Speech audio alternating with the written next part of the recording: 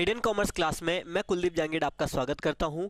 अब हम देखने जा रहे हैं अदर सोर्सेस की प्रॉब्लम नंबर 3। प्रॉब्लम 3 देखिए क्या कह रहा है उसमें। From the following particular of the income of Shri Ghanshyam compute his taxable income under the head income from other sources for the year ended 31 मार्च 2014। 31 मार्च 2014 की डिटेल दी हुई है।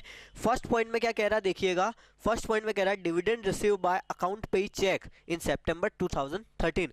डिविडेंड रिसीव्ड हुआ है। Dividend from Indian company exempt होता है, ध्यान रखिएगा।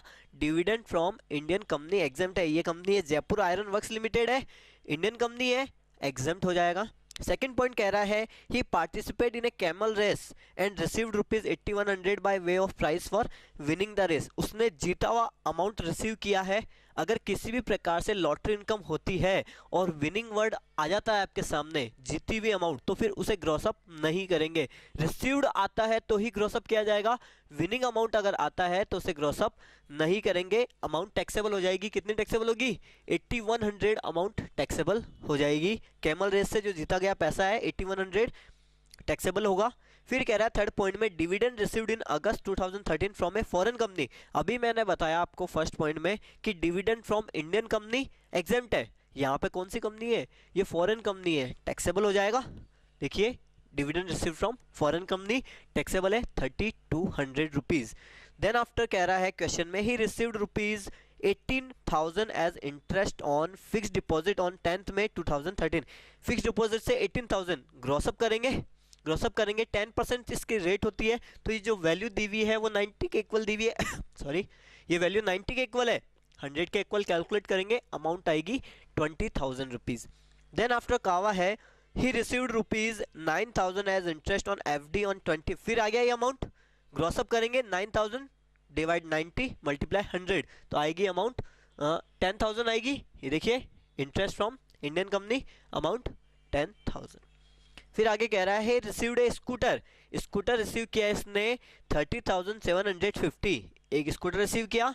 Then after कह रहा है कैश रिसीव किया 4,250, कैश रिसीव किया इन जनवरी 2014 in respect of winning from A lottery. देखिए लॉटरी इनकम मिली है इसके, लॉटरी से पैसा आया है 30,750 प्लस 4,250। ये जो वैल्यू है इनको काउंट करेंगे तो आपके पास टोटल अमाउंट हो रही है 35,000। ये वैल्यू को काउंट करेंगे 30,750 प्लस 4,250, टोटल वैल्यू हो रही है 35,000। और लॉटरी इनकम है 30% से ग्रॉसअप होती है, तो 35,000 डिवाइड 70 मल्टीप्लाई 100, 35,000 डिवाइड 70 मल्टीप्लाई 100, तो अमाउंट कितनी आएगी आपके पास? अमाउंट आएगी आपके पास 50,000 रुपीज। ग्रॉसअप करेंगे, लॉटरी इनकम में ध्यान रखिएगा।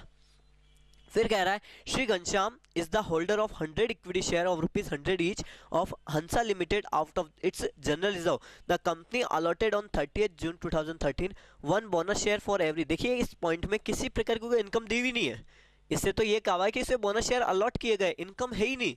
इनकम टैक्स में इनकम होगी तो टैक्सेबल होगा, इनकम ही नहीं है तो टैक्सेबल नहीं होगा। फिर आगे कह रहा है he was the holder of 50 shares of ₹100 each of Birla jute mills limited on the reduction of its capital. The company paid him on 16 Jan 2014 ₹2,000 had all the accumulated profit. वही देखिए अगर क्वेश्चन में सब्सटेंशियली इंटरेस्ट एग्जिस्ट होता है, आंतरिक हित अगर विद्यमान होता है, तो ऐसी कंपनी का एक्यूमुलेटेड प्रॉफिट नहीं आएगा।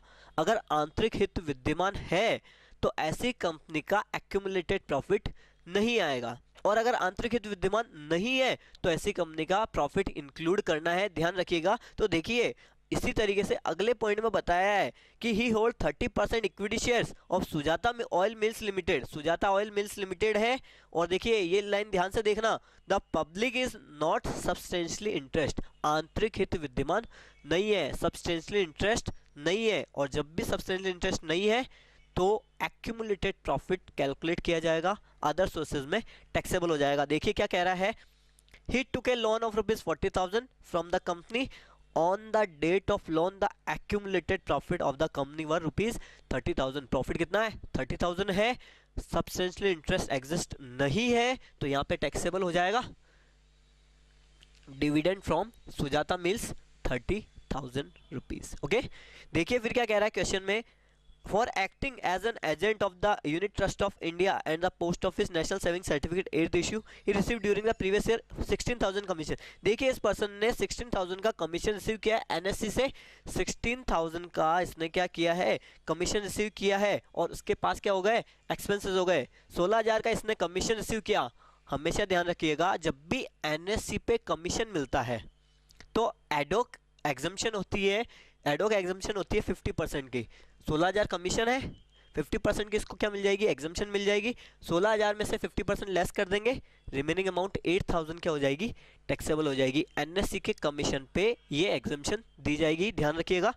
देन आफ्टर कह रहा ही gets ₹5,000 per month as family pension. Per month 5,000 है तो 12 से मल्टीप्लाई करेंगे तो कितनी अमाउंट होगी, 60,000 रुपीज की अमाउंट हो जाएगी। और देखिए किसके लिए, ये family pension from the x employer of his deceased wife. Family pension है और आपको बताया गया है कि अगर फैमिली पेंशन है तो 15,000 रुपीज तक आपको एग्जेम्प्ट करना है, 15,000 रुपए तक आपको क्या करना है, एग्जेम्प्ट करना है। देखिए फैमिली पेंशन के लिए क्या बताया है, फैमिली पेंशन 60,000 है, स्टैंडर्ड डिडक्शन लेस हो जाएगी 15,000 की, बताया गया 15,000 इस पे लिमिट है तो अमाउंट आ जाएगी 45,000। देखिए फिर क्या कह रहा है नेक्स्ट पॉइंट में, during the previous year he received gift of ₹1 lakh from his brother and gift of ₹50,000 from his Neiphiu.